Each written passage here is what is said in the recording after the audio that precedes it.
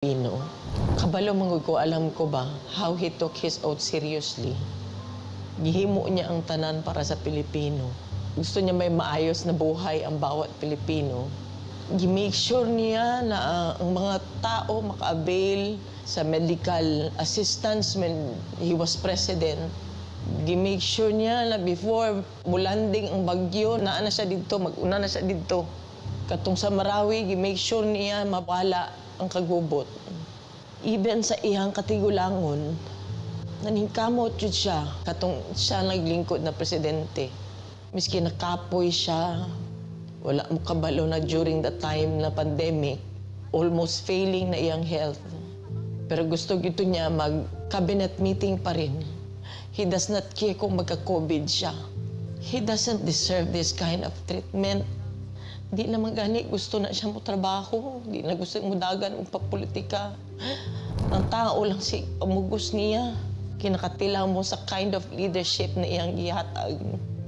You may find his mouth very foul. Masulti siya o kuan. Igo naman siya mangisog.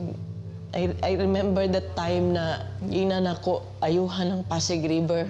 Giingnan ako na siya. Dali raman na pag-isog-isog lang man ka. Maura man na iyaha. Ang isog-isog niya na iresulta. Maayon tag nag-inabuso na siya during sa iyang presidency. Wala nag-abuso. Wala ngawat. Nagpakumbaba siya, miski presidente na siya. Makita niya mo siya matratong tao. Naluhoy ko kay pagkaon alang ng tani ang gusto.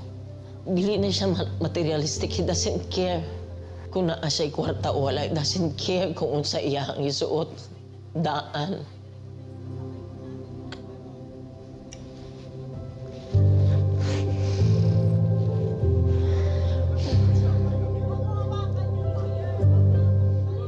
Wala ko kapalong sa akong pagtabang. Maski kaluoy na lang ang tao. Kaluoy na lang. Abuso. Grabe. Abuso.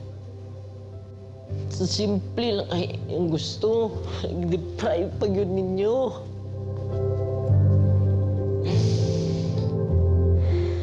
Simple lang kaya ang gusto na. I-deprive, miski gipatay na unta nimo siya. Dito. Kidnap ninyo. Mag-80 years old na guna siya. Kabalo mo ko sa iyang health. Wala tanan. Wala gani medisina. Kagikan mi sa Hong Kong. Good for 3 days lang iyang dala. Pati sa nina. Grabe, abuso.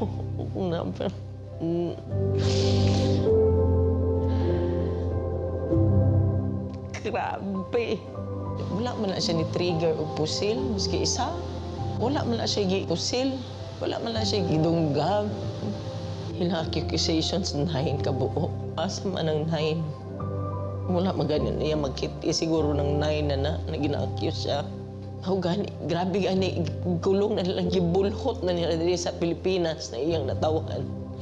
Yung anak pag ginabuhat diri sa mga di ko katulog, dili ko makapuyo sa among sariling balay. Balo ka ba? First night na ako gikan sa katong pag-abot na mo uguan. Wala lang ko nakauli sa among balay. Magplano-plano na lang ko asa ko matulog. Nangiyo lang ko. Wala ko kabaloon sa wala ko kabaloon sa Malo, ilang ko kay ultimo pagkaon, ana ba? Binisaya lang ang gusto, ana.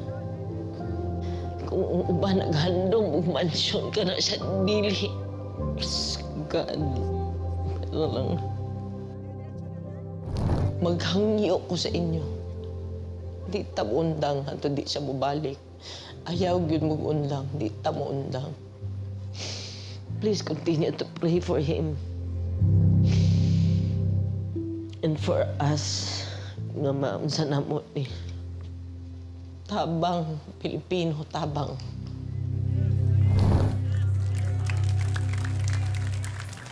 Kayong